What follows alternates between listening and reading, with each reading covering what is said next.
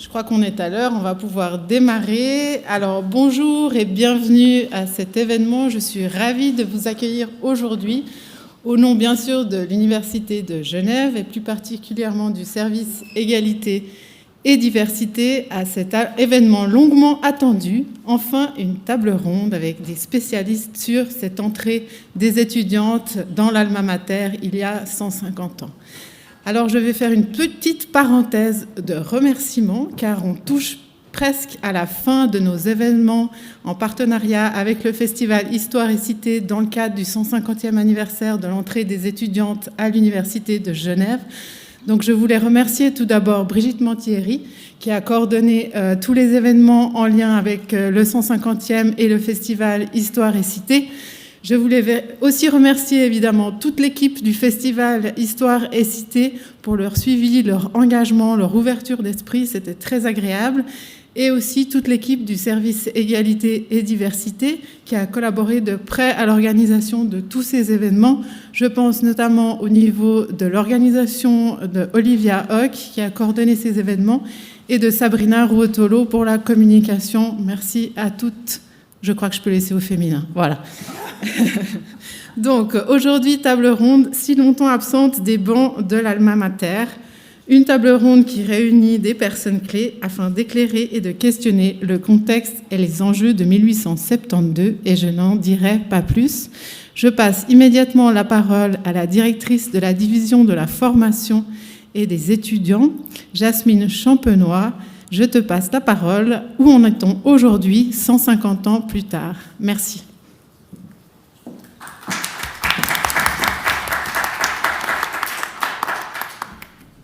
Bonjour à toutes et à tous. Merci beaucoup pour cette invitation à vous donner quelques éléments et chiffres clés sur cette situation aujourd'hui de nos étudiantes à l'Université de Genève, avant de laisser évidemment la parole à nos historiennes pour célébrer l'entrée de nos étudiantes dans l'Alma Mater.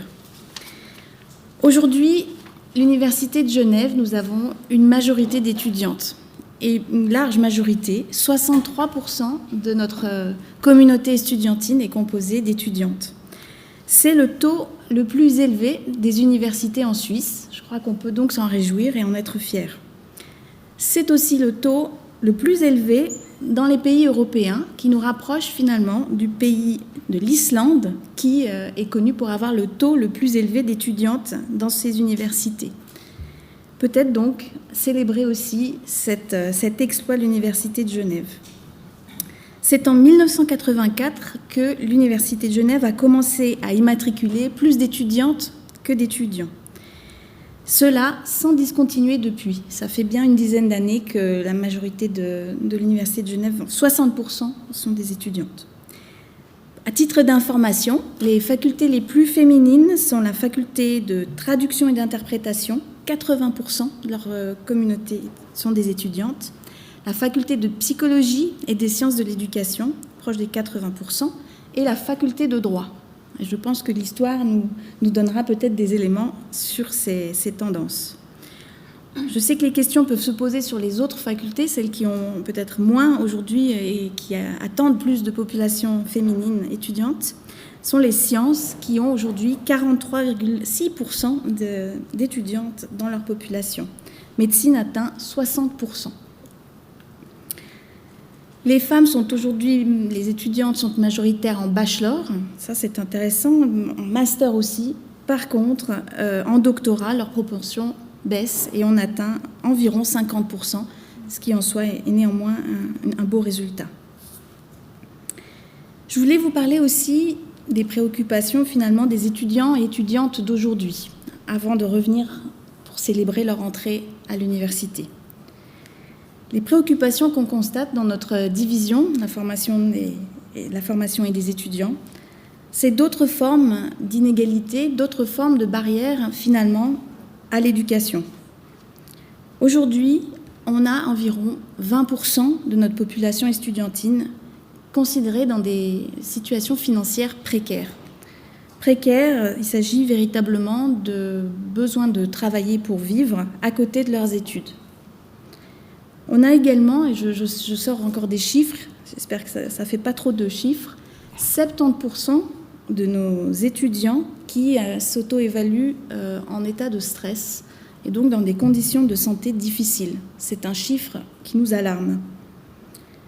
Si on parle aussi du rôle de l'université pour l'après-études, on a aujourd'hui 2/3 de nos étudiants qui sortent, qui sont diplômés, qui n'ont pas de projet professionnel et qui constatent des difficultés à s'orienter sur le marché de l'emploi. Tous ces enjeux sont de nouveaux enjeux d'égalité et d'intégration dans la communauté académique. Nous nous efforçons d'y travailler avec des dispositifs qui nous paraissent essentiels. Les aides financières, sociales, le soutien à la santé. Aujourd'hui, plusieurs millions sont vraiment dédiés grâce à un partenariat public-privé à des fondations. Aujourd'hui, pour vous donner un élément, plus de 5 millions sont délivrés en aide financière, que ce soit des bourses ou des aides financières d'urgence pour notre population d'étudiants qui en ont besoin. Nous avons également des consultations psychologiques, des consultations à la santé. Et s'il y a des étudiants parmi nous, j'en profite pour faire la promotion. Il y a toute une population de notre division qui est là aussi pour soutenir les étudiants dans leurs études, étudiantes et étudiants, sur tous les domaines du bien-être et de la réussite aux études. L'intégration passe aussi par des activités sportives, culturelles, qu'on essaye de rendre évidemment le plus accessible possible. Je pense aussi aux étudiants ayant des besoins particuliers pour lesquels une nouvelle barrière pourrait s'annoncer si on n'y prenait pas garde. Enfin, le dernier enjeu qui nous touche tous, bien sûr récemment, mais qui est un enjeu qui existe depuis longtemps, c'est d'accueillir les étudiants et étudiantes victimes des conflits armés. Aujourd'hui, on regarde de près les demandes qui peuvent venir des étudiants et étudiantes, évidemment victimes du conflit en Ukraine, mais on n'est pas sans oublier les autres conflits, les étudiants qui viennent à l'Université de Genève pour trouver refuge. Et nous avons, il faut le souligner, un programme magnifique qui s'appelle Horizon académique et qui permet à des centaines d'étudiants de pouvoir intégrer l'université et puis y trouver finalement manière à réussir leur parcours universitaire. Je vais maintenant passer la parole, place à l'histoire, place à la célébration de nos étudiantes qui ont intégré l'Alma Mater. Juste un petit symbole, si elles n'étaient pas arrivées ici il y a 150 ans, nous ne serions aujourd'hui à l'Université de Genève que 7000 étudiants. Merci beaucoup.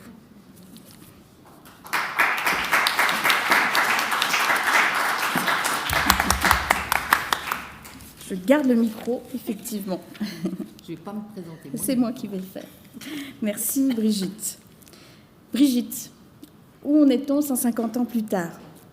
Laissez-moi vous présenter Brigitte Mantilieri. Après des études de lettres à l'université de Hambourg, en Allemagne, Brigitte, vous êtes journaliste, presse, écrite et radio. Vous êtes l'autrice d'essais et de biographies. Dès 2008, vous avez dirigé le service Égalité et Diversité de l'Université de Genève et lancé avec votre équipe plusieurs campagnes de sensibilisation.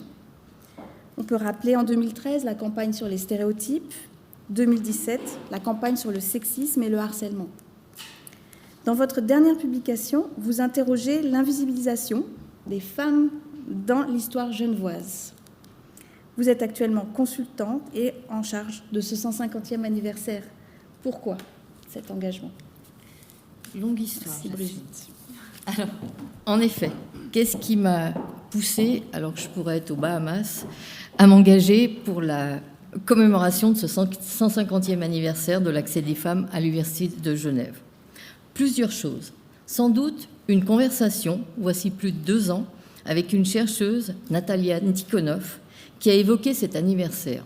Perdu de vue depuis, l'anniversaire, mais par contre, resté en tête. Ensuite, un besoin de justice comme d'habitude. Nous avons en effet fêté en grande pompe, et c'était très bien, les 450 ans de la création d'une académie 100% masculine, c'était en 2009. Il me semblait dès lors juste de marquer les 150 ans de notre accès à cet alma pater. Ce d'autant plus que les étudiantes, comme l'a dit Jasmine Champenois, sont majoritaires depuis des années. Enfin, ce besoin de dire de raconter les femmes formidables qui, à l'université et ailleurs aussi, ont fait des choses remarquables, mais ont disparu des radars, ont été disparues, ont été invisibilisées. Ce phénomène m'occupe sans doute un peu depuis mon enfance, je pense, mais le terme d'invisibilisation m'a permis d'en faire ma jument de bataille depuis plusieurs années. Je vois que vous appréciez, c'est bien. Je m'amuse à écrire mes petits trucs. Donc voilà. Donc ma jument de bataille depuis plusieurs années, et plus particulièrement en ce qui nous concerne, aujourd'hui, depuis 2009, et depuis ce fameux 450e, pour lequel, avec mon équipe du service égalité, nous avions mis sur pied le projet Face à Face, qui visait à afficher sur les vitres du bâtiment dans lequel nous nous trouvons aujourd'hui les portraits des femmes et des hommes qui avaient fait l'Université de Genève. Bien sûr, en me baladant dans les bâtiments, j'avais pu constater, comme ailleurs en ville, que les bustes et autres portraits étaient masculins. J'avais bien relevé dans les statistiques que le corps professoral était plus que majoritairement masculin et que donc forcément il y avait comme un bug. Mais je ne m'attendais pas à une telle absence iconographique, à une telle absence de mémoire collective. Je m'explique. Avec Juliette Labarthe, après l'acceptation du projet Face à Face, nous décidons alors de créer une commission ad hoc composée, et je les remercie vraiment aujourd'hui encore pour leur engagement, presque entièrement de messieurs représentant chaque faculté, tous hyper motivés à l'idée de nous fournir des femmes et des hommes pour notre projet. Sauf que dès la première séance, ce fut la galère pour les femmes. Ils sortaient des hommes de leur chapeau, tous brillants, certes, et pour les femmes, c'était « désolé, je ne vois pas, désolé, je n'en ai toujours pas trouvé ». Parfois, pire encore que la présence ou non de femmes, lorsque nous en tenions une, encore fallait-il fournir du matériel iconographique. Et là, à nouveau, peu ou pas de portraits officiels dans les facultés, nous avons plusieurs fois eu recours aux archivistes de l'UNIGE, véritables Sherlock Holmes au féminin, et à celles de la ville, mais aussi, pour les plus récentes, carrément aux familles. Je vous passe les détails. Au bout du compte, nous avons trouvé nombre de pionnières étudiantes, chercheuses, professeuses, et surtout, nous les avons documentées dans un ouvrage qui se trouve à la sortie, si jamais vous ne l'avez pas encore. Les portraits vendus aux enchères ont été achetés par certaines facultés et ornent leurs espaces. Ils sont également présents sur les murs de ce bâtiment, si vous les avez peut-être vus, remarqués, et à la cafétéria. Elles sont donc maintenant visibles. Par exemple, je prends Grete Gougère-Kellenberger, Suissesse, une pionnière de la faculté des sciences, qui a œuvré toute sa vie dans l'ombre de son mari, puis ex-mari, n'a jamais eu de poste fixe, mais a eu de reconnaissance officielle, mais a formé un Werner Arber, prix Nobel, qui l'a remercié pour ses compétences et sa contribution à son succès. Sandra Chitty et Douglas Iberg ont publié un article sur elle dans la revue prestigieuse Bactériophage en 2016. Une reconnaissance tardive, certes, mais une reconnaissance quand même. L'autre grande dame qui m'a touchée est Lina Stern, en faculté de médecine, aussi parce qu'elle représente ces étrangères, dont les historiennes vous parleront tout à l'heure, qui sont venues étudier chez nous. De la bourgeoisie juive germanophone de Courlande, actuelle Lettonie, elle arrive à Genève en 1898 pour étudier les sciences et la médecine. Brillante, elle obtient un doctorat 5 ans plus tard. En 1918, elle sera la première femme nommée professeure dans un nouveau domaine, la chimie physiologique. Mais toujours curieuse, elle s'oriente vers les neurosciences. Pas d'auditoire à son nom, mais aujourd'hui une crèche, celle du CMU. Piètre reconnaissance scientifique, me direz-vous, car elle n'a pas eu d'enfant. Quoique, mine de rien, parents et petits passent actuellement devant son portrait tous les jours. Son nom circule donc. Et puis ce projet a permis de sortir des oubliettes le nom de Leonida Romanovitch de Moscou, qui entra à la faculté des sciences en 1871, déjà sur dérogation du Conseil d'État, et sort diplômée 3 ans plus tard. Et celui d'Henriette de Joudras, de Saint-Pétersbourg, brillante aussi, elle obtient son doctorat à 25 ans, en 1883, mais sera médecin de quartier, très apprécié d'ailleurs. En 1894, preuve de ses ambitions et d'un besoin de reconnaissance, elle souhaite entrer à la Société médicale de Genève, qui refuse d'accueillir une femme, fût-elle brillante, et peut-être, à cause de cela, allez savoir. Bon, je ne vais pas vous énumérer toutes nos découvertes, mais ce projet a permis de constater que même lorsque les femmes étaient là, elles finissent par être invisibilisées, par être disparues de l'histoire d'une institution, d'une ville, d'un canton, d'un pays. Et ce n'est pas une fatalité ou un hasard. Il s'agit d'un système efficace, bien mis en place et fort bien explicité par le collectif Georgette Sand dans un ouvrage intitulé « Ni vu ni connu ». Dans cet ouvrage, le collectif propose une boîte à outils de l'invisibilisation. Parmi ces outils, j'en ai retenu quelques-uns qui me semblent pertinents pour notre institution. L'invisibilisation par la condescendance et la minimisation qui font penser au plus récent et anglophone mansplaining. Des attitudes rédhibitoires pour une chercheuse, par exemple, puisque dans le milieu de la recherche, il faut constamment prouver, se mettre en avant, être mise en avant pour être vue, reconnue et être in fine en position de faire une carrière académique.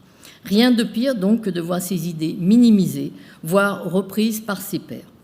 En complément, j'ajouterai qu'une recherche de Cléa Fanico a montré que l'ambition des femmes est là, qu'elles consacrent beaucoup de temps et d'énergie à leur carrière, mais que cela est peu reconnu, peu visible. L'invisibilisation ensuite par leur entourage familial ou sentimental. On connaît le cas dramatique de la sculptrice Camille Claudel, mais les chercheuses qui font de l'ombre à un conjoint ou bien que leur famille veut freiner pour leur bien ne sont pas isolées. Cela s'appelle aussi de nos jours le sexisme bienveillant. Je me souviens d'une de nos mentors qui suivait une jeune femme brillante qu'elle voyait parfaitement devenir professeure. Elle venait d'obtenir un post-doc et puis, patatrax, elle débarque un beau jour dans son bureau et lui dit qu'elle arrête tout, qu'elle va se marier et s'occuper de son mari et que sa famille est ravie qu'elle redevienne enfin raisonnable. Invisibilisée par l'État, l'Église ou une institution académique, par exemple. Cela, je vous l'ai déjà montré pour l'histoire avec Face à Face. Mais ça se poursuit aujourd'hui avec la non-mention des femmes dans un domaine de recherche, dans les cours, leur sous-représentation dans des lieux de pouvoir. Mais bon, cela bouge aussi, vu que nous avons maintenant depuis quelques années des vice-rectrices au rectorat, donc ça avance. Je ne suis pas pessimiste, je vous raconte une histoire, mais je suis plutôt optimiste pour l'avenir. Invisibilisation faute de disciples et donc de gens qui perpétuent votre savoir. Cela s'est vérifié avec Face à Face, car les chercheuses redécouvertes étaient connues et reconnues de leur temps. Elles n'ont juste, pour la plupart, pas été portées vers le futur et ne sont donc pas dans la mémoire collective. J'aurais ajouté dans cette liste le sexisme ordinaire et le harcèlement, qui sont des outils très présents et très invisibilisants. Tout cela pour dire que lorsque l'on comprend que l'invisibilisation est un système voulu, on cesse de culpabiliser les femmes et on s'attaque à la structure d'une institution avec des mesures comme la parité dans les commissions, l'augmentation du nombre de femmes professeurs. Pour compléter ce qu'a dit Jasmine Audemars, j'ai toujours été très fière, en fait, même si je me fâche, mais bon, je suis toujours très fière de notre institution parce que par rapport au reste de la Suisse, donc non seulement nous avons toujours eu plus d'étudiantes, mais aussi beaucoup plus de femmes professeurs. Même si on peut encore progresser, on est à 30%, mais on en a toujours eu beaucoup plus. L'épicène qui remet le féminin au centre du langage et la lutte contre toutes les formes de sexisme et de harcèlement. Ça, c'est pour le présent et le futur, pour ne pas répéter l'invisibilisation. Et puis on remet les femmes au centre de l'histoire et du récit historique, ce que font depuis quelques décennies maintenant des historiennes et des historiens, des écrivaines, des biographes. Et tout soudain, on découvre pléthore de femmes pas passives du tout, et ce depuis la préhistoire, voire le livre édifiant de Marilène Patou-Matisse, L'homme de la préhistoire est aussi une femme, qui a donné une conférence hier soir ici à l'Université de Genève. Son livre est tout à fait formidable. Vous pouvez lire ou relire l'historienne Michèle Perrault, qui, en 1998 déjà, évoquait le phénomène dans son livre « Les femmes ou les silences de l'histoire ». Et puis découvrir Mattei Casacciu, chercheur au CNRS, qui narre dans son ouvrage intitulé « Des femmes sur les routes de l'Orient » les voyages de deux ladies à Constantinople au XVIIIe siècle. ou encore Irène Minder-Jeanneret, qui raconte l'histoire de Caroline Boissier-Buttigny, 1786-1836, compositrice et pianiste genevoise, brillante, mais victime de l'invisibilisation par sa condition de fille de très bonne famille.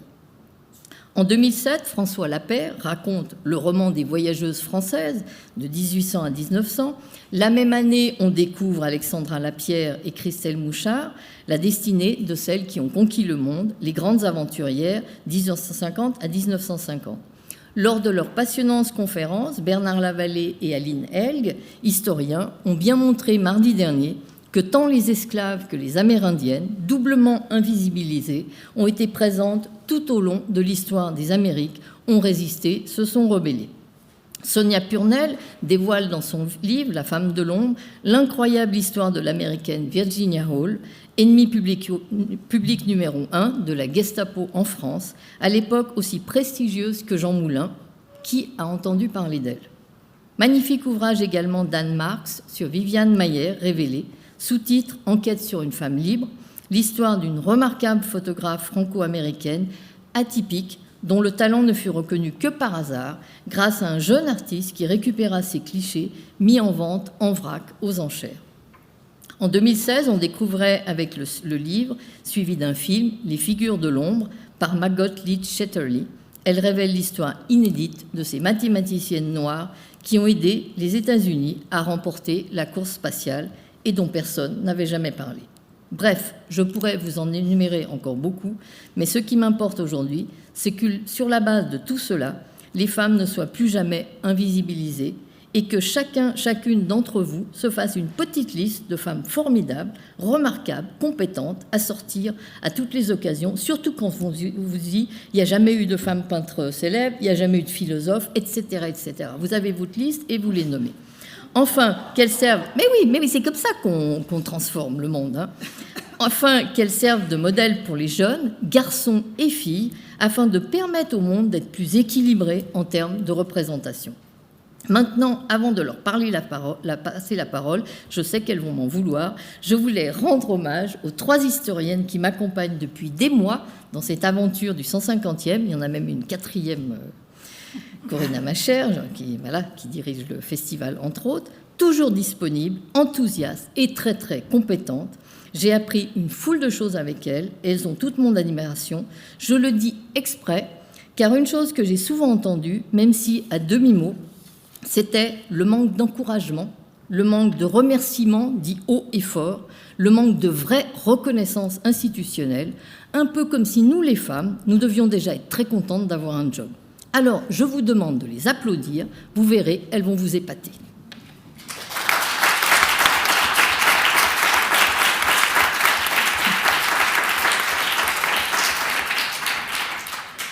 Voilà, Sarah Scholl. Vous êtes historienne, maître assistante en histoire du christianisme à l'Université de Genève.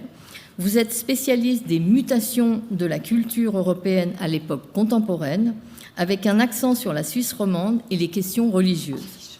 Vous vous intéressez à l'histoire des femmes et aux revendications féministes de la fin du XIXe siècle et vous vous êtes beaucoup impliqué dans le projet Santel. Et puis, depuis plus d'1 an, vous êtes plongé dans les archives à la recherche de la fameuse pétition des mères. Alors, qu'en est-il, Sarah Scholl ?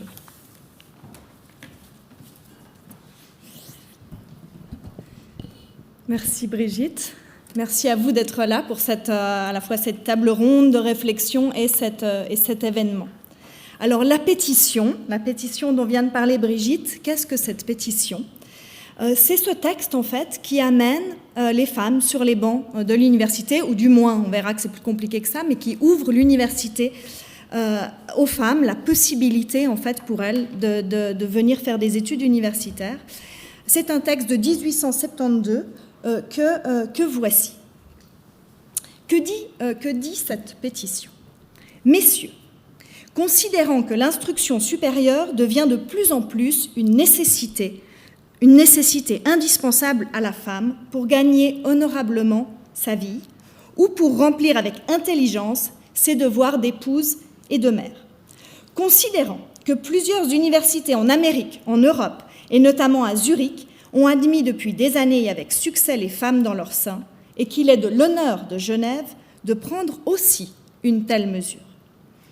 Nous, sous-signés, genevoises, mères de famille, nous prions instamment Monsieur le Président et Messieurs les membres du Grand Conseil d'ouvrir les portes de notre Académie genevoise aux jeunes filles qui désirent y poursuivre leurs études. Genève, le 16 octobre 1872. Suivent 30 signatures. Voici le texte tel qu'il est reproduit dans le mémorial du Grand Conseil et dans la presse féministe. Il nous manque malheureusement toujours les signatures, ces 30 signatures de mères de famille, car l'original de la pétition n'a apparemment pas été conservé. Mais nous savons que l'initiatrice de ce texte est Marie-Gueug Pouchoulin, dont j'ai mis ici l'un des rares portraits que nous avons. Cette Genevoise est considérée comme l'une des fondatrices du mouvement féministe suisse. Née en 1826, décédée en 1899, c'est une femme qui traverse une bonne partie du XIXe siècle. Elle est proche du mouvement socialiste, internationaliste, pacifiste, et elle fonde, à partir de 1868, une association internationale de femmes pour mettre en réseau, à l'échelle quasiment planétaire, les féministes et leur lutte. Le texte de la pétition, en lui-même, tel que vous l'avez ici, est intéressant et pose plusieurs questions, et j'aimerais m'y arrêter un petit peu avec vous, faire une brève analyse. Quelle est la situation en ce 16 octobre 1872 ? L'Académie, car il ne s'agit pas encore de l'université, n'est pas officiellement ouverte aux femmes. Mais il se trouve que depuis 1870-1871, comme l'a mentionné Brigitte, quelques femmes ont été acceptées à titre exceptionnel.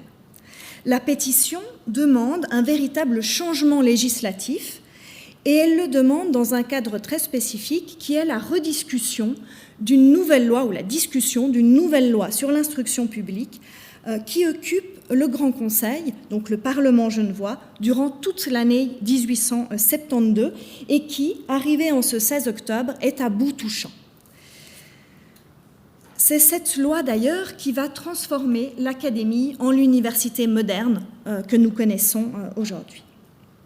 Donc la vieille Académie qui date du XVIe siècle. Il s'agit donc d'une pétition. Et la première question à se poser, c'est est-ce si évident de voir des femmes pétitionner dans ce dernier tiers du XIXe siècle ? Et pas vraiment en fait. C'est-à-dire que quand arrive une pétition sur le bureau du Grand Conseil, les députés ne savent pas très bien quoi en faire. Car ils le disent, et ils en discutent, ces femmes ne sont pas des citoyennes. Elles n'ont pas de droit, elles n'ont pas de droit politique. Que faire donc de leurs demandes adressées par pétition ?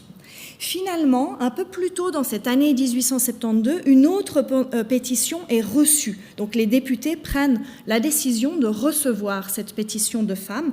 C'est alors une pétition qui n'émane pas du courant féministe, mais qui concerne aussi les questions scolaires. Et on peut imaginer que Marie-Gueug Pouchoulin, fine observatrice de ces discussions politiques, va profiter de l'aubaine. Elle affirme d'ailleurs dans la presse féministe qu'elle a réuni en quelques jours les 30 signatures, dans l'urgence en fait de la fin de la discussion de cette loi. Elle dit qu'elle n'a pas essuyé de refus dans ses demandes, elle a dû un peu parcourir la ville à la recherche de ces signatures. En réalité, elle dit qu'elle a essuyé un seul refus, mais que si elle avait eu plus de temps, elle aurait pu rassembler beaucoup plus de signatures. Quels arguments met-elle en avant dans ce texte ? Vous l'avez vu, vous l'avez entendu, le premier et principal argument est celui de la nécessité de l'instruction supérieure pour les femmes. Pourquoi est-ce nécessaire ? Pour des raisons économiques, c'est mentionné ici, mais aussi pour pouvoir remplir leur devoir d'épouse et de mère. Qu'est-ce donc que cet argument ? Évidemment, c'est un argument en partie stratégique, qui est renforcé par cette autre stratégie qu'a adoptée Marie-Gueug Pouchoulin, qui est de faire signer des mères de famille, et des mères de famille genevoises, autrement dit des mères de citoyens genevois ou de futurs citoyens genevois. Donc c'est un argument en partie rhétorique, mais c'est aussi, et c'est ce qui peut nous paraître bizarre vu du XXIe siècle, un argument consensuel, et y compris consensuel à l'intérieur du mouvement féministe. Les féministes, en effet, de cette, on va dire, première génération de féministes, sont en effet pour la plupart convaincus qu'il existe une nature féminine, un instinct maternel, tout un dispositif absolument complémentaire de ce qu'est la nature masculine et la mission de l'homme dans la société. Mais elle n'en reste pas là. Elle n'en reste pas à cette question de la nature féminine, et c'est ce qui fait la différence du mouvement féministe, c'est qu'elles affirment que cette nature doit être perfectionnée par l'éducation, par l'instruction. Et elles espèrent, en disant cela, évidemment, elles espèrent rallier les hommes à ce programme. On sait par ses écrits, par ses autres écrits, parce que Marie Goegg est quelqu'un qui nous a laissé beaucoup de traces, ce qui est toujours un peu difficile pour nous avec l'histoire des femmes, trouver des témoignages de leur existence, de leur travail, etc. Marie Goegg a beaucoup écrit parce qu'elle a été rédactrice d'un journal de la presse féministe. Et donc on sait qu'elle est globalement d'accord avec ce programme de perfectionnement de la nature féminine par l'éducation. Et elle le dit en cette même année 1872, alors qu'elle rend rapport à ses consoeurs de ce qu'elle a fait pour la cause des femmes durant l'année, et elle affirme sans détour que l'ignorance de la femme a été le prétexte séculaire de son asservissement par les hommes et par les lois. Cette ignorance a été la source de malheurs infinis. Voilà ce qu'elle dit, mais elle ne dit pas que ça, et vous verrez que ça raccorde avec la pétition. Son ton est implacable, c'est une féministe pure et dure, Marie Goegg, on aura encore l'occasion de parler d'elle. Donc son ton est implacable, elle utilise un discours tout à fait percutant, elle n'hésite pas à avoir un peu d'attaque aussi dans sa manière de faire, mais elle va tout de suite ajouter que ce malheur infini lié au manque d'éducation des femmes s'est aussi étendu aux générations, et elle le dit comme ça, aux générations qu'elles avaient la charge d'élever. Et plus encore, ajoute-t-elle, ça s'est retourné aussi contre leurs oppresseurs, le mot est d'elle, qui par la force des choses se sont trouvés et se trouvent encore victimes de leur propre égoïsme. Donc il s'agit bien entendu ici des hommes qui sont désignés ainsi, et je cite son propos. Ainsi, dans sa perspective, le refus d'éduquer les femmes est un gâchis absolument complet. À l'inverse, ce qui est bon pour les femmes est bon pour la société tout entière, y compris, et c'est son propos, pour les hommes eux-mêmes. Un second argument est présenté tout à fait stratégique dans cette pétition, c'est celui, j'imagine que vous l'avez vu, de l'honneur, le fameux honneur de Genève. L'honneur de Genève à être à la pointe de tous les progrès et surtout à ne pas prendre de retard. Donc c'est un appel fait aux politiciens de suivre le mouvement européen, si ce n'est mondial, et ce n'est pas impossible, évidemment, que ce second argument soit celui qui a convaincu réellement les députés genevois de changer la loi, parce qu'ils étaient en effet préoccupés de donner à cette nouvelle université, à cette académie réformée, une envergure internationale. Face à la pétition, les membres le système parlementaire fonctionnait comme aujourd'hui, donc on a affaire à une commission parlementaire qui donc reçoit cette pétition, qui est en charge du dossier de l'instruction publique. Elle va commencer par refuser tout net de changer quoi que ce soit. Quel est son argument? Et ça, c'est très intéressant sur la discussion du langage épicène qu'on a aujourd'hui. Elle va simplement dire que le mot étudiant va très bien parce qu'il n'exclut pas d'emblée les femmes. On l'a vu, il y a eu quelques exceptions, donc c'est possible d'accepter des femmes avec cette loi telle qu'elle est. Mais ils vont ajouter aussi, les membres de la commission, que si on met explicitement que les femmes peuvent être admises dans l'université, cela risquerait de faire affluer un trop grand nombre de femmes et de créer, je les cite, des inconvénients. Au moment où ils disent cela, et ça on en a la trace dans le mémorial du Grand Conseil, un député va répondre tout simplement qu'il n'est pas d'accord avec cette vision des choses. Il s'agit de Jacques Grosselin, qui est un membre de l'Internationale. Alors, il est élu sur la liste du Parti radical, mais c'est plutôt un socialiste. Il est horloger de formation, donc c'est un ouvrier spécialisé. Et on peut imaginer, de par ses accointances idéologiques, qu'en fait, c'est un proche de Marie Goegg, très, très vraisemblablement. En tout cas, il fréquente les mêmes cercles. Et ce député, donc Jacques Grosselin, va dire que selon lui, il est, et je le cite, il serait préférable que les droits des femmes, et c'est l'expression qu'il utilise, que le droit des femmes fût inscrit dans la loi. Il va être appuyé par Karl Vogt, professeur d'origine allemande, naturaliste, futur recteur de l'université, aujourd'hui controversé pour son racisme scientifique, mais à ce moment-là, Karl Vogt va plutôt avoir quelques paroles très brèves, mais pour dire que la présence des femmes ne gênerait en rien le fonctionnement de l'université. Le Grand Conseil va donc accepter, sans plus de discussion à vrai dire, un amendement spécifiant que les conditions d'entrée à l'Académie sont identiquement les mêmes pour les deux sexes. Et vous avez ici, je vous ai mis l'extrait de la loi, telle qu'elle va être ensuite adoptée dans les jours qui suivent, puisqu'elle est adoptée le 19 octobre. On verra avec mes collègues les limites de cette décision parlementaire, mais j'aimerais conclure en disant quelques mots des conséquences immédiates de ce changement de loi. D'abord pour l'université et ensuite pour le mouvement féministe. D'abord, cette décision est cohérente avec la vision de l'université voulue par les élites radicales et notamment une vision portée par le professeur Karl Vogt. Ces élites radicales voulaient une université libérale, une université ouverte sur le monde, faisant jouer, et c'est très explicite, faisant jouer la concurrence entre les professeurs au sein d'une institution qui recherche une reconnaissance internationale. Autrement dit, avoir des professeurs connus et reconnus qui attirent un maximum d'étudiants, voire d'étudiantes, auprès d'eux.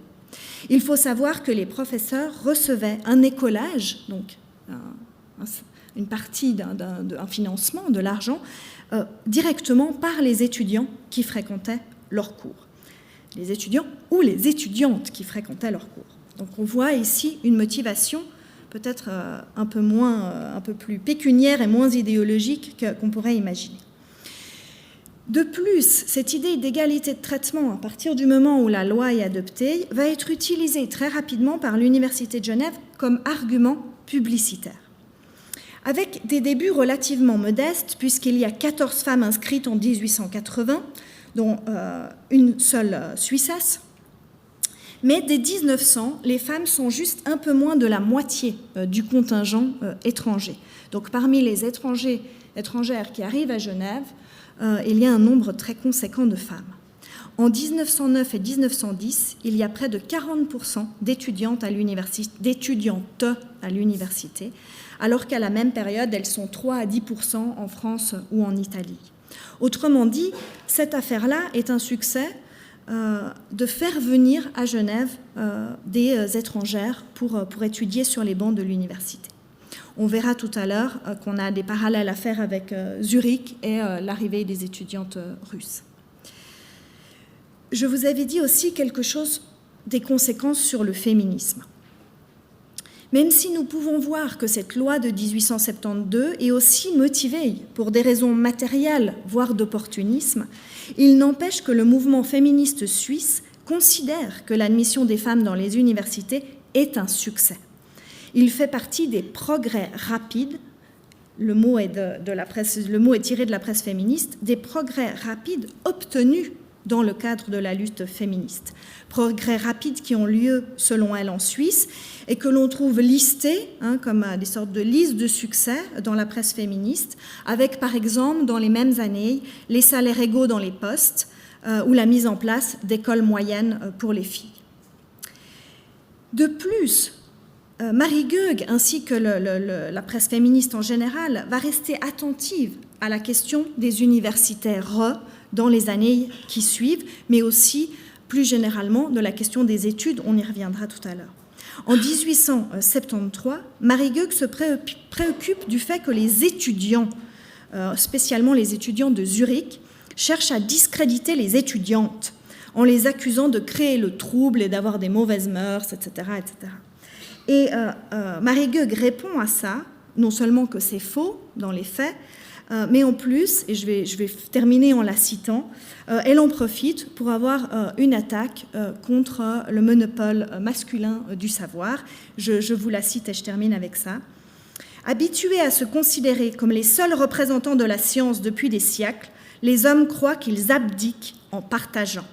Ils ne comprennent pas que c'est l'assaut des facultés humaines, intellectuelles, et que c'est le cerveau le plus studieux et le plus intelligent qui continuera à l'emporter. Ou peut-être, qui sait, la lutte les effrayerait-elle.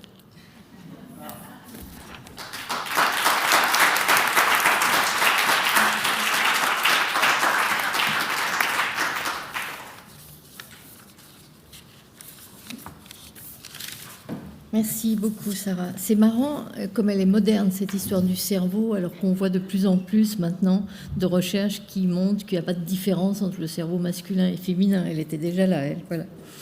Ok, merci infiniment, Sarah Scholl. Nada Boskowska-Leimgruber, vous êtes professeure ordinaire en histoire des pays de l'Est à l'université de Zurich. Vous complétez votre cursus zurichois à Leningrad et Moscou, où vous êtes un temps chercheuse invitée à l'Académie des sciences de l'Union soviétique. Vous êtes professeur du Fonds national avant d'obtenir la chaire que vous occupez actuellement. Parmi vos publications, un ouvrage sur les femmes russes au XVIIe siècle. C'est un petit peu votre dada, je l'ai appris tout à l'heure. Et vous parlez 8 langues. Comme moi, les langues m'épatent, je dois dire que je trouve ça formidable.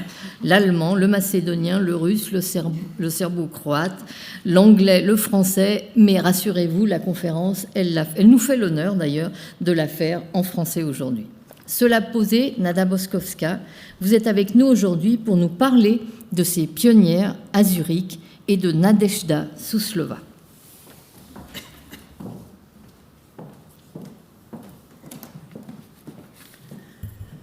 Merci Brigitte. Je suis heureuse et honorée d'avoir été invitée pour vous parler aujourd'hui de Nadezhda Suslova, la première femme docteur de Suisse et pionnière des études féminines.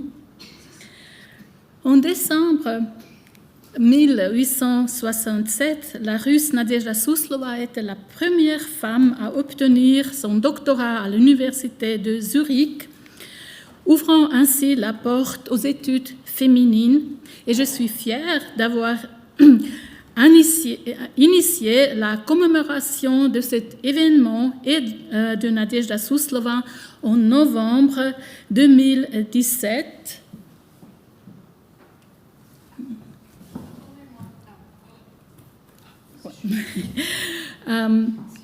À l'occasion du 105e anniversaire, et Nadezhda Suslova, à ce moment, a reçu une plaque en son honneur et qui a été solennellement inaugurée.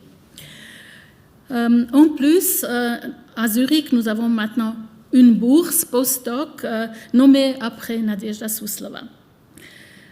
Suslova n'était pas seulement la première femme médecin titulaire d'un doctorat de l'université de Zurich, mais aussi la première au monde à obtenir son titre de docteur d'une université reconnue pour son haut niveau de formation. En France, la première femme médecin a obtenu son doctorat en 1870. Et en Allemagne, les femmes n'ont pu être immatriculées régulièrement qu'à partir du début du XXe siècle. Nous pouvons donc à juste titre considérer Nadezhda Suslova et l'Université de Zurich comme des pionnières des études féminines régulières. Je trouve ça important, des études régulières, pas exceptionnelles, qui étaient déjà, on peut trouver ça déjà plus tôt, mais les études régulières que les femmes peuvent s'immatriculer, c'est ce qui est là important. Mais comment se fait-il que ce soit justement une Russe qui ait joué ce rôle de pionnière, qu'ensuite d'innombrables femmes de l'Empire tsariste aient pris d'assaut les universités de Suisse puis d'Europe et constitué l'écrasante majorité des étudiants féminins?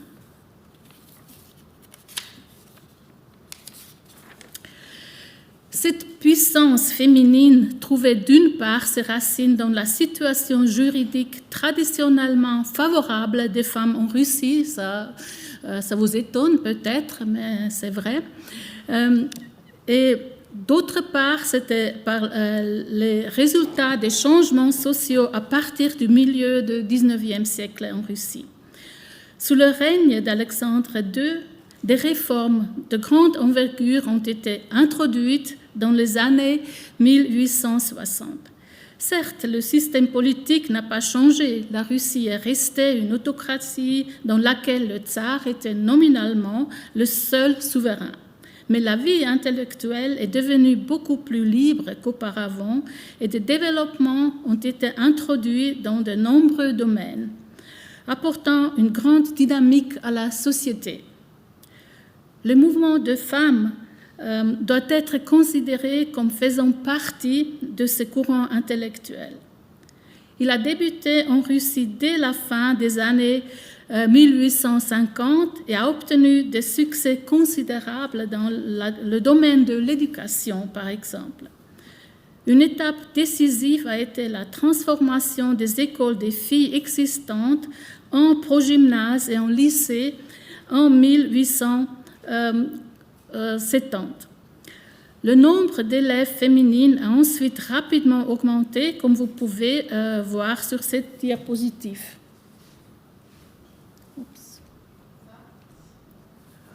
Alors, vous voyez que de 1873 à 1903, vous avez une augmentation énorme des élèves dans cette école. L'Empire tsariste jouait alors un rôle tout à fait prépondérant dans le domaine de l'éducation des femmes. Depuis 1869, il existait des cours supérieurs pour femmes à l'université. Parallèlement, il existait des cours de sages-femmes érudites où l'on formait en fait des femmes médecins. En Russie, comme pratiquement partout dans le monde, les femmes ne pouvaient quand même s'inscrire à des études régulières à l'université. Les jeunes femmes avides d'éducation, très souvent animées par le désir de contribuer au bien-être du petit peuple par leur formation, ont cherché des solutions et ont trouvé l'université de Zurich, où Nadezhda Suslova a été la première femme à s'inscrire. D'abord, elle a essayé à s'inscrire à la Sorbonne, mais elle n'a pas réussi là, et après, elle a essayé Zurich. À Pâques 1865, Nadezhda Suslova, qui avait 22 ans à ce temps et qui avait déjà une formation médicale considérable, se présenta à Zurich et s'inscrivit d'abord comme auditrice, mais dans le but de suivre des études spécialisées. Elle étudia avec persévérance et énergie, comme l'attesta l'un des professeurs, et déposa à la fin de janvier 1867 une demande d'admission à l'examen de doctorat.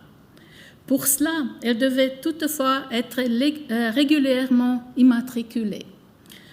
Comme le règlement à l'université ne contenait ni autorisation ni interdiction d'immatriculer des personnes de sexe féminin, le recteur a interprété cette situation en faveur de la demandeuse et l'a immatriculée rétroactivement. Alors, la situation est un peu différente. On a déjà le règlement, il ne faut pas faire changer le droit, et c'est une situation d'interprétation, comment on le fait. Alors, j'aime bien ce sens pratique suisse qui se montre ici. Le 14 décembre 1867, Suslova a obtenu son doctorat de manière régulière. Alors vous voyez ici Nadezhda Suslova. Il semble que c'est la seule photographie, une de deux peut-être, qui existe. Alors on ne trouve rien d'autre sur elle. Et, ce que vous voyez aussi, c'est son diplôme qu'elle a obtenu à Zurich. Pour son immatriculation et son doctorat, par son immatriculation et son doctorat, elle a ouvert la voie aux études féminines et à l'exercice de la médecine pour les femmes en Europe.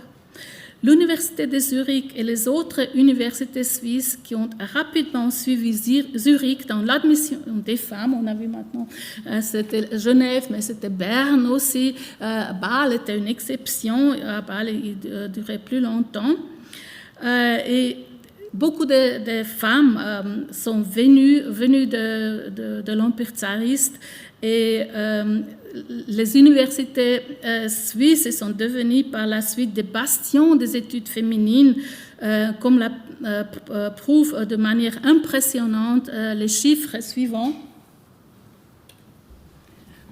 Alors, vous voyez ici que la Suisse, si vous voyez l'année 1913, c'est la Suisse qui a des femmes, presque 30% entre tous les étudiants, et c'est beaucoup plus qu'en France ou en Autriche, en Allemagne.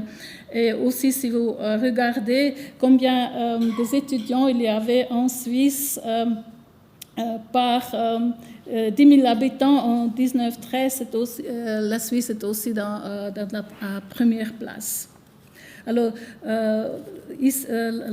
les étudiants sur 10 000 habitants, c'est hommes et femmes ensemble, pas seulement des femmes. Alors, jusqu'à la Première Guerre mondiale, les études féminines étaient dominées par les jeunes femmes de l'Empire tsariste. Also pas seulement des Russes ethniques, mais aussi des Polonais, des Juifs et des autres. Au commencement, c'était surtout des Russes ethniques, mais plutôt on voit des femmes de toutes nationalités de l'Empire tsariste. Ici, vous avez les chiffres de l'année 1873 à l'université. Vous voyez que 240 étudiantes étaient de la Russie. Et un tiers du total de 239 étudiants et étudiantes étaient de la Russie. Also, les femmes et les hommes de la Russie étaient dominés, on peut dire, l'université de Zurich. Et vous voyez que du commencement du 1867 à 1914, c'était 5 000 à 7 000 femmes de la Russie qui s'étaient immatriculées aux universités suisses. Ça ne veut pas dire que toutes elles ont fini les études, c'est seulement le chiffre de ceux qui sont immatriculés ici. On ne sait pas exactement combien d'elles ont vraiment ont fini les études. L'engagement social qui animait les femmes étudiantes se constate très bien dans la préférence accordée à la formation médicale. 3/4 des étudiantes russes en Suisse ont choisi la médecine, contre 1/3 seulement chez les hommes russes. Les hommes russes ont opté en premier lieu pour les sciences naturelles. Les camarades suisses d'études ont dû s'habituer aux femmes. Les femmes russes ont déploré le comportement malveillant des étudiants. En revanche, la plupart des professeurs n'ont pas eu de mal à accepter les femmes. Si on lit les mémoires de ces femmes, ils racontent que plutôt les professeurs étaient très positifs, pas tous, mais la plupart, mais les jeunes hommes, il avait beaucoup de problèmes avec cette femme qui était très assurée de soi-même, qui n'était pas comme les femmes suisses qui étaient un peu plus modestes. Qui était Nadezhda Suslova et comment est-elle arrivée à Zurich? Suslova appartenait à cette génération de jeunes gens en Russie qui rejetaient le système autocratique et cherchaient de nouvelles valeurs et de nouveaux objectifs. Ils voulaient faire un travail utile et sensé, et surtout aider les paysans et les pauvres. Les femmes parmi eux aspiraient en outre à l'indépendance, à une éducation supérieure et à une nouvelle place dans la société. Suslova était une féministe déclarée qui luttait pour l'égalité des droits et une vie autonome, et elle cherchait une issue à son désir d'éducation. En 1865, elle se rendit seule à Zurich, où les auditrices étaient admises et où le coût de la vie et les frais de scolaire étaient bas. Alors c'était pour les Russes, masculin ou féminin, c'était aussi très important parce que Paris, par exemple, était assez cher et Zurich, ça ne coûtait pas beaucoup. On ne peut pas s'imaginer ça aujourd'hui. De plus, une colonie d'exilés politiques et d'étudiants russes masculins y vivait déjà et pouvait être rejoints. Après avoir obtenu son doctorat, Suslova est retournée en Russie où, après avoir passé un nouvel examen, elle devait passer l'examen russe encore pour être admise, elle est devenue la première femme médecin de l'Empire et a ouvert un cabinet de gynécologie et d'obstétrique à Saint-Pétersbourg. Par la suite, elle a exercé dans différents endroits de l'Empire tsariste et a publié des articles scientifiques. Avec son deuxième mari, elle s'est finalement installée en Crimée. Elle y soigna gratuitement les habitants démunis de son lieu de résidence et s'occupa en particulier des femmes tartares. Elle a fondé une école de village, un lycée et un sanatorium dans le Caucase également gratuit. Alors c'était son mari qui avait de l'argent, on peut dire, pour cette activité. Pour conclure, je voudrais souligner que l'on ne pourra jamais assez admirer la détermination et le courage de ces jeunes femmes pionnières qui ont commencé à étudier à Zurich, venues principalement de Russie, mais aussi d'Angleterre, des États-Unis, d'Allemagne et de Suisse. Elles voulaient montrer que les femmes sont capables des mêmes performances intellectuelles que les hommes. Elles voulaient mener une vie active, utile et autodéterminée. Pour cela, elles se sont opposées à toutes les conventions de leur époque et ont ainsi pris de grands risques.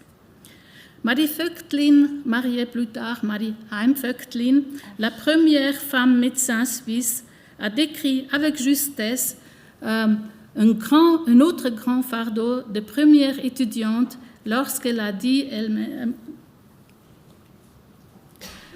la responsabilité que j'ai prise sur moi est grande.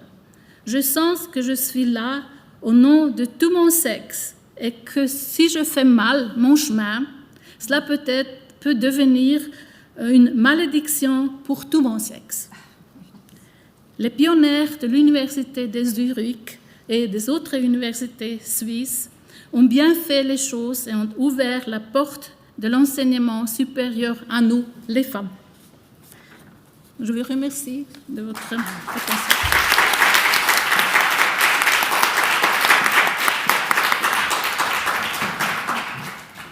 Merci beaucoup, Nada. C'est très émouvant, tout ça. Irène Hermann, vous êtes professeure ordinaire en histoire transnationale de la Suisse. Après une licence en histoire, puis une en russe à l'Université de Genève, vous avez obtenu un doctorat ès-lettres, mention histoire, de cette même université en 1997. Vous avez ensuite effectué un stage postdoctoral à l'Université Laval, au Québec. Vous présidez depuis plusieurs années la commission égalité de la Faculté des lettres avec talent et conviction. C'est bien beau d'avoir le droit d'entrer à l'Université de Genève. Encore faut-il avoir les bons diplômes pour y être vraiment. À vous, Irène Hermann. Merci beaucoup, Brigitte, pour cette introduction. Alors, merci effectivement à Brigitte, mais à toutes les organisatrices. Effectivement, je rejoins Juliette qui parlait au féminin. m'avoir invité pour cette table ronde. Merci aussi à Sarah d'avoir si bien présenté cette loi de 1872 qui, il faut le rappeler, a été saluée à l'époque comme couronnant ou étant une victoire entre les sexes, enfin une victoire de l'égalité entre les sexes.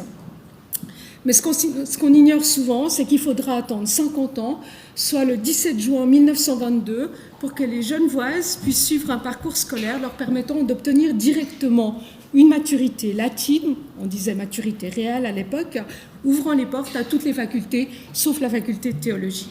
Et cet acquis, lui, sera également présenté comme le signe et le moyen d'une véritable égalité. Ce simple constat suscite immédiatement plusieurs questions. Tout d'abord, et évidemment, on peut se demander pourquoi il a fallu attendre si longtemps pour que les jeunes filles genevoises puissent effectivement entrer dans une université ouverte aux femmes depuis un demi-siècle déjà. À l'inverse, on peut se demander ce qui s'est produit en 1922 pour que cette prérogative leur soit donnée à ce moment-là. Et que nous disent ces événements comme leur explication sur la notion même d'égalité. Mais avant de répondre à ces questions, il s'agit bien entendu de connaître les événements qui ont jalonné le parcours allant de 1872 à 1922. À peine la loi de 1872 était-elle ratifiée qu'on lui reprochait de ne pas garantir l'égalité puisqu'elle ne s'appliquait pas aux candidates locales. Et de fait, l'école secondaire de jeunes filles, donc je vais parler maintenant de les SJF, ne prépare alors pas aux examens donnant accès à l'université. Qu'à cela ne tienne, dès 1873, Marie Gueux-Pouchelin, dont on a déjà abondamment parlé, et l'Association des femmes envoient une pétition au Grand Conseil pour solliciter la création d'un gymnase où les jeunes filles suivraient les mêmes enseignements que les jeunes gens. Mais cette requête est rejetée au motif qu'elle ne concernerait qu'un nombre très restreint d'élèves. La question ne ressurgit qu'à l'occasion des débats relatifs à la nouvelle loi sur l'instruction publique qui, en 1886, remanie durablement l'organisation des études à Genève. D'un côté, ce texte instaure l'obligation d'avoir une maturité pour entrer à l'université. De l'autre, il officialise l'existence de degrés supérieurs à l'école de jeunes filles. Mais ces classes débouchent sur un simple certificat qui n'est pas suffisant pour accéder à l'alma mater. De toute manière, l'attention publique se porte alors surtout sur la fondation d'une école ménagère qui sera effectivement ouverte en 1897, école censée préparer les petites genevoises de 13 à 15 ans à leurs futures activités féminines, et pas du tout universitaires. Il faut attendre octobre 1898 pour que le député socialiste Jean Zig déplore, je cite, que la loi actuelle ne prévoit pas la possibilité de l'entrée des jeunes filles à l'université et cependant, celles qui viennent de l'étranger peuvent entrer. Fin de citation. Il propose donc d'organiser une filière de raccordement entre l'école supérieure de jeunes filles et les facultés. Son idée séduit Georges Favon, qui impulse la création d'une telle filière en 1900. Mais cette dernière est apparemment extrêmement mal organisée et d'ailleurs ne délivre pas de maturité reconnue au niveau fédéral. Or, en 1905, une nouvelle loi sur, je cite, l'art de guérir rend cette accréditation fédérale nécessaire pour entrer en médecine, spécialité privilégiée par les femmes qui, au tournant du siècle, y représentent plus de la moitié des étudiants. C'est pourquoi cette filière de raccordement est modifiée par la loi de 1909 qui donne la possibilité aux jeunes filles ayant accompli la deuxième année de l'école supérieure de jeunes filles de rejoindre le second degré du collège. En clair, pour passer la maturité, les femmes avaient besoin de 5 ans et non de 4, puisqu'elles font d'abord 2 ans à l'école supérieure de jeunes filles, puis ensuite elles entrent en deuxième année du collège. La présence féminine au collège ne plaît ni aux gymnasiens ni à leurs parents. En outre, elle nécessite l'ouverture de nouvelles classes. Ces éléments sont repris au lendemain de la Grande Guerre par Henri Duchosal, directeur de l'École supérieure de jeunes filles, qui suggère l'ouverture d'une section latine dans son établissement, permettant aux jeunes filles d'obtenir leur maturité, reconnue au niveau fédéral, sans passer par la case masculine du collège. Et c'est sous cette impulsion qu'est promulguée la loi du 17 juin 1922 qui a véritablement établi l'égalité des sexes devant l'instruction publique. Ainsi, ce texte est la résultante d'un demi-siècle d'efforts. Toutefois, le travail accompli n'a été ni régulier ni linéaire. Alors même que l'injustice faite aux jeunes filles avait été immédiatement dénoncée, il a fallu attendre la toute fin du XIXe siècle pour qu'elle soit entérinée comme telle. Puis les choses se sont accélérées avant de freiner juste avant la guerre. La décision de 1922 se profile ainsi comme une correction heureuse non seulement des imperfections de la loi de 1872, mais aussi de toutes les autres tentatives faites entre deux. Dès lors, il s'agit non seulement d'un processus long, mais également tortueux. Reste à savoir pourquoi, et j'en viens aux causes. En 1922, la proposition de loi fait l'objet de débats passionnés qui donnent un aperçu éclairant sur deux ensembles d'éléments. D'une part, ils indiquent nombre des raisons ayant provoqué les 50 ans de délai. Et d'autre part, ils permettent de comprendre pourquoi la situation s'est finalement débloquée précisément en 1922. En premier lieu, on constate sur la durée qu'une grande partie des opposants sont persuadés que les jeunes filles ont déjà accès à l'université si elles en éprouvent vraiment l'envie. Entre 1872 et 1922, n'a-t-on pas fait preuve d'une grande inventivité pour pallier les difficultés que pouvaient rencontrer les Genevoises pour bénéficier de la libéralité universitaire des autorités ? De ce fait, il était loisible d'estimer que ces solutions de contournement étaient satisfaisantes, considérant les problèmes pratiques qu'elles posaient comme une façon de tester la détermination des candidates. Ce point de vue est clairement influencé par une donnée socio-économique implacable. En 1872, même les élèves masculins du collège devaient payer pour les années qu'ils y passaient. Or, ils sont contraints d'effectuer ces études s'ils entendent entrer à l'université, cursus incontournable pour qui pensent embrasser une profession libérale. L'enseignement supérieur est donc réservé à un milieu social spécifique. La chose est encore plus vraie pour les femmes, dont les débouchés professionnels sont restreints. Dans cette optique, fréquenter l'université relève pour elles essentiellement du hobby coûteux. Dès lors, on comprend que les études féminines et la manière d'y parvenir ne soient pas immédiatement au centre des préoccupations des élites radicales. Ces dernières vont d'abord régler le sort des femmes du peuple en leur donnant les possibilités de réaliser au mieux ce qu'on pense être leur avenir, avant de s'en pencher sur les ennuis de bourgeoises en quête de culture, mais trop désargentées pour pouvoir s'offrir les cours particuliers nécessaires à leur entrée dans les facultés. En résumé, la majorité des hommes pensent longtemps en avoir fait assez pour les études des femmes. Cette certitude repose dès lors avec insistance la question des causes ayant précisément, en 1922, poussé les députés à se préoccuper d'un problème jugé longtemps annexe. Contrairement à ce qu'on aimerait croire, le mot d'ordre de l'égalité a apparemment peu compté, ou plutôt il était brandi tant par les partisans que par les opposants de la mesure. Les partisans de la mesure, ils disaient qu'il faut absolument que les femmes genevoises aient la possibilité normale d'entrer à l'université, et les opposants disaient mais elles ont qu'à aller au collège, et au collège elles suivront exactement les mêmes études que les hommes, et c'est ça l'égalité. En tout cas, ce n'est pas cet argument de l'égalité qui a pesé le plus lourd dans le rapport de force aboutissant à la loi de 1922. En revanche, plusieurs arguments dégainés dès avant la guerre sont repris avec un certain succès après elle. Tel est notamment le cas de l'objection avancée en 1898. Celle-ci, on s'en souvient, soulignait l'injustice d'un système académique qui favorise les étudiantes étrangères, détentrices de certificats d'éducation secondaire, alors que la plupart des Genevoises sont dans l'impossibilité d'acquérir ce précieux sésame. Et celles qui profiteraient en 1909 du raccordement avec le collège troubleraient leurs collègues masculins qui se plaignent de cette promiscuité. De leur côté, les parents de ces demoiselles de 17 à 19 ans jugent que la mixité à laquelle doivent se plier leurs filles est inconvenante à un âge si délicat. Or, ces éléments nationalistes et sexistes tombent sur un terreau très particulier au début des années 1920. La Grande Guerre a causé une crise économique sévère en Suisse. À Genève, le nombre d'étudiants étrangers est au plus bas et les finances de l'instruction publique aussi. Dans ce cadre, autant éviter le doublement des classes au collège et autant faire la dépense d'une nouvelle filière susceptible de repeupler les bancs de l'université, fût-ce avec des femmes du cru.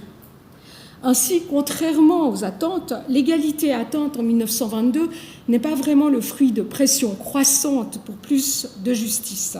En fait, elle semble être surtout le résultat de soucis nationalistes, de craintes pour la moralité de la jeunesse et de préoccupations pour la santé financière de l'université. On a affaire à un progrès porté par des forces conservatrices, en somme. Il s'agit ainsi d'un mécanisme efficace, mais contre-intuitif. Or, dans ce cas particulier, il est loin d'être le seul. Et j'en viens maintenant au mécanisme sous-jacent.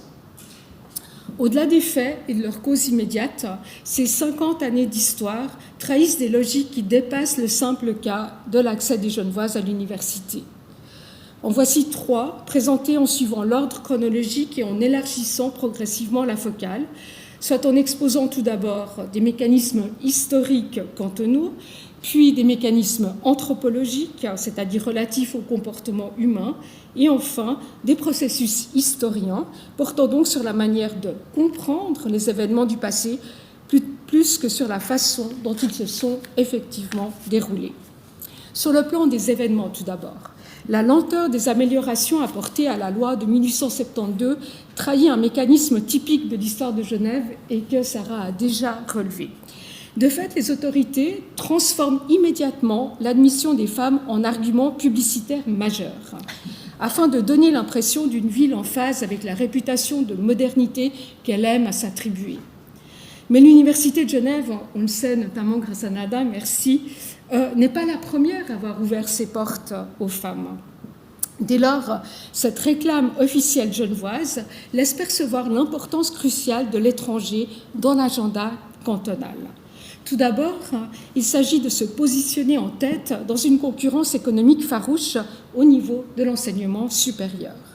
Ensuite, il en va de la réputation internationale de la ville et des avantages symboliques qu'on peut en tirer. Dans ce calcul promotionnel, les femmes en tant que telles sont finalement assez secondaires. L'identification de cette attitude spécifique débouche sur une réflexion d'ordre plus anthropologique, relevant des comportements humains et ici surtout masculins. Tout d'abord, elle explique la négligence avec laquelle ont été réglées les questions de cohérence interne, puisque l'objectif ultime n'est pas de contenter la clientèle locale. Toutefois, cette inattention s'intègre aussi dans un schéma plus global, dont la logique transparaît le 16 octobre 1921 déjà.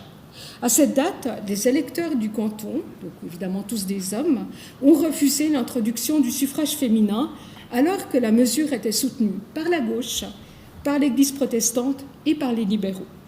Cet exemple montre que les décisions impliquant les femmes se prennent dans une espèce d'entre-deux où ce qui est dit n'est pas ce qu'on fait. Empêcher les jeunes Genevoises d'accéder aux études, c'est une garantie de ne pas avoir de bas bleus chez soi.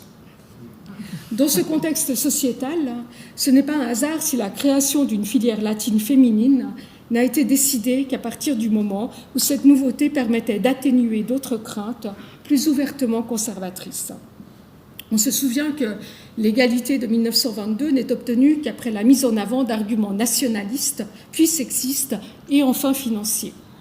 Ce constat démontre que les notions associées aujourd'hui au progrès ne sont pas toujours issues de la combinaison d'autres réflexions progressistes. De ce fait, il nous engage à reconnaître la force du conservatisme dans la construction du dit progrès. Mieux encore, il rappelle aux historiens combien le progrès lui-même est une construction a posteriori. Mieux encore, ce que nous qualifions maintenant d'avancée sociale dépend de l'idée particulièrement versatile que nous nous faisons de l'égalité, comme j'aimerais le montrer rapidement dans ma conclusion. La notion d'égalité permet de relier les différents niveaux d'analyse explorés ici, c'est-à-dire les événements, les causes, les mécanismes.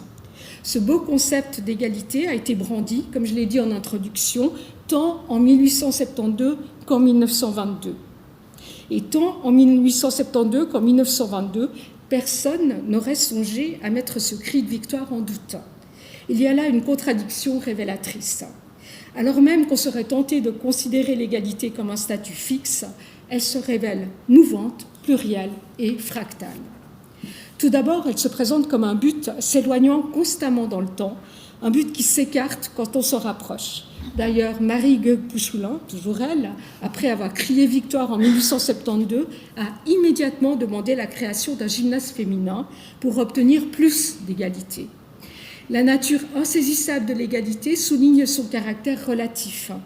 L'égalité se poursuit et se décrète en fonction d'une situation donnée. Mais les situations changent, modifiant les priorités, comme le signale, dans les années 1890, la volonté de favoriser la fondation d'une école ménagère. En outre, l'essence même de l'égalité peut se complexifier, car l'égalité ne signifie pas grand-chose sans équité. C'est ce qu'ont découvert les partisans de l'éducation des femmes. Ils ont compris que sans équité, il y avait une injustice qui, précisément, était la raison avouée de leur combat pour l'égalité. Ce désir d'équité est quant à lui fonction d'un dernier phénomène relevant moins de l'égalité effective que de sa perception. En effet, plus on se rapproche de l'égalité, plus les inégalités restantes deviennent apparentes. Dans cette optique, l'engagement contre l'inégalité ne serait pas uniquement l'apanage de systèmes injustes, mais aussi, voire au contraire, un signe de vitalité des régimes à volonté égalitaire. Et c'est pourquoi il est évidemment réjouissant de décortiquer aujourd'hui la question de l'accès des Genevoises à l'université. Merci beaucoup de m'avoir invité à le faire.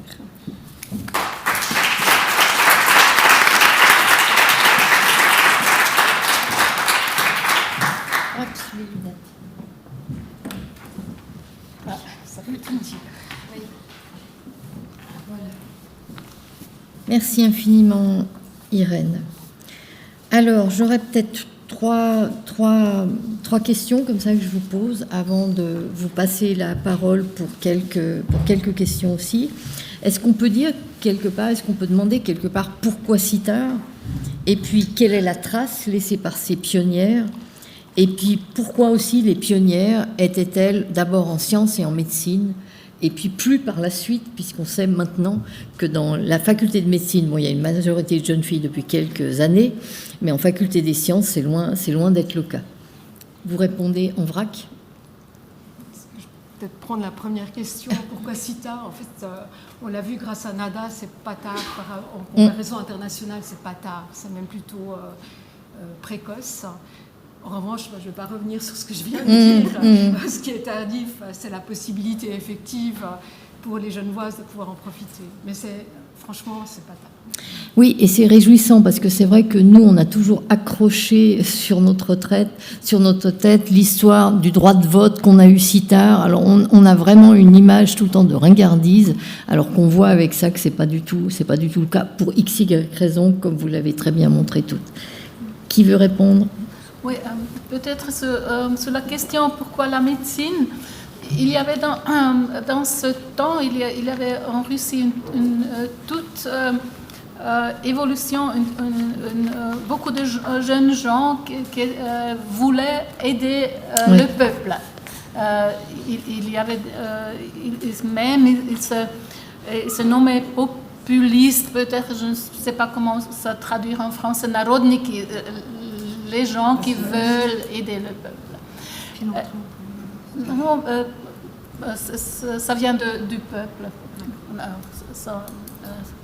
Et il était d'avis que la société était très inégale. Elle était évidemment très inégale et que le peuple souffert, surtout les paysans qui étaient des serfs jusqu'en 1861, et qu'il fallait entreprendre quelque chose pour aider le peuple. Et pour les femmes, évidemment, c'était pas la médecine, parce qu'ils n'avaient pas de docteurs, on n'avait pas de médecins. Et ceux qui étaient là, ils travaillaient surtout dans les villes, et surtout pour les gens qui étaient plus riches. Alors c'est ça qui a fait que les jeunes femmes, ils voyaient, c'était plus évidemment que quand on fait la médecine, on peut directement aider, on peut faire quelque chose. Et c'était une profession très utile et très évidente aussi. On pouvait encore l'utiliser et gagner de l'argent pour soi-même encore et avoir une vie utile et avec du sens. Ouais. Et une certaine autonomie. Autonome, oui. Sarah ? Oui, je peux prendre aussi, en fait, dans cette même ligne, mais en connectant avec la question des pionnières. Effectivement, ça, pour les Suissesses aussi, on voit, ou pour les Genevoises, on voit cette connexion entre la médecine, la volonté d'aider sur le terrain et aussi de gagner sa vie avec le métier qu'on est allé apprendre à l'université. Et la figure pionnière pour l'Université de Genève, c'est Marguerite Champandal. Donc, ce n'est pas du tout la première étudiante, parce qu'avant elle sont passées beaucoup d'étudiantes russes, notamment, qui sont devenues médecins. Mais elle soutient sa thèse en 1900. Et son parcours est assez intéressant du point de vue justement de cette manière d'articuler une carrière autour du soin, donc quelque chose effectivement qu'on attend d'une femme, qui est attendu d'une femme, mais du coup aussi un terrain sur lequel elle peut pleinement expérimenter et mettre en place des choses. Donc ce que fait Marguerite Champandal, c'est qu'elle va mettre en place une goutte de lait à Genève. Les gouttes de lait sont des centres qui se développent un peu partout en même temps, mais ils s'appellent Gouttes de lait d'une expérience qui a lieu en France, à Fécamp en tout premier, dont le but est de permettre le soin des mères et des enfants, des nouveau-nés, notamment par la distribution de lait pasteurisé. On est au tout début de la pasteurisation. Donc en fait, voilà, Marguerite Champandal, elle fait son diplôme universitaire et puis ensuite, elle va acquérir de l'expérience en voyageant en Europe. Puis ensuite, son objectif est de travailler sur le terrain, alors pour le bien d'une population qui, voilà, n'est pas celle d'autres régions du monde. Et surtout pour les femmes aussi, Suslova, elle voulait beaucoup aider les femmes. D'abord, elle avait l'idée de travailler dans l'Asie centrale de l'Empire des Tsars, mais elle n'a pas réussi à ça. Mais en Crimée, elle travaillait surtout avec les femmes tatares qui n'avaient pas accès à la médecine dans ce pays musulman. Donc il y a les deux axes, aider les populations défavorisées et en même temps clairement faire quelque chose aussi pour les femmes. Oui. Je vais juste rebondir sur ce que vient de dire Sarah, et de souligner la conjonction qu'il y a entre études et stéréotypes féminins. Il est probable que pour des femmes qui voulaient faire des études, il y avait quand même un tout petit peu moins à lutter si on allait plus loin dans ce qui était un stéréotype féminin, plutôt que de faire, je ne sais pas moi, du droit ou en tout cas d'aborder des branches qui correspondent moins à ce qu'on estime être la nature même de la femme. Oui, infirmière, enfin bonne sœur, infirmière et puis médecin. Ok, est-ce que vous avez un commentaire ou une question ? J'ai encore 2-3 minutes. Je pense qu'elles ont été bien complètes. Ok. Est-ce que vous voulez dire quelque chose, peut-être par rapport au futur ? Allez-y. C'est toujours très dangereux de demander à des historiens ce qu'ils pensent. Oui. Non, mais si, basé sur l'histoire, allez de l'avant. Mais c'est sûr, c'est compliqué, ça, je sais. Vous n'avez pas envie de faire les médiums, hein ? Vous n'avez pas envie de faire les médiums. On espère que ça continue. Non, quand même. L'égalité va encore plus s'affirmer. Ça a progressé, mais il y a encore des progrès à faire. Hein. Sarah ? Oui, c'est effectivement toujours... Moi, je me risquerais à avoir une parole sur l'égalité dans tous ses sens, et y compris celui de... On n'ose plus parler de classe sociale, mais de milieux sociaux, c'est-à-dire qu'on l'a vu aussi réapparaître dans tous les débats du XXe siècle. Là, il y a sans doute encore du travail à faire. On a vu que les femmes étaient en majorité à l'université, mais d'où viennent ces femmes ? Quels sont leurs parcours ? Que faisaient leurs parents ? Et dans cette idée d'avoir les meilleurs talents là où ils doivent être, que j'ai prise, que je vous ai citée de Marie Goeg, là, il y a sûrement encore des talents à aller chercher dans des gens qui n'ont pas l'idée de faire des études universitaires, parce que ce n'est pas dans leur tradition familiale. Filles et garçons, hommes et femmes. Absolument, absolument. Nada? Oui, j'ai une idée un peu triste pour ajouter. Ce qui me fait des soucis, c'est que nous voyons que toutes les branches où les femmes deviennent majoritaires, ils perdent de renommée. Alors, nous savons tout ça. Ouais. Quoi faire? Pourquoi? Le patriarcat, il est toujours là. Ouais, non.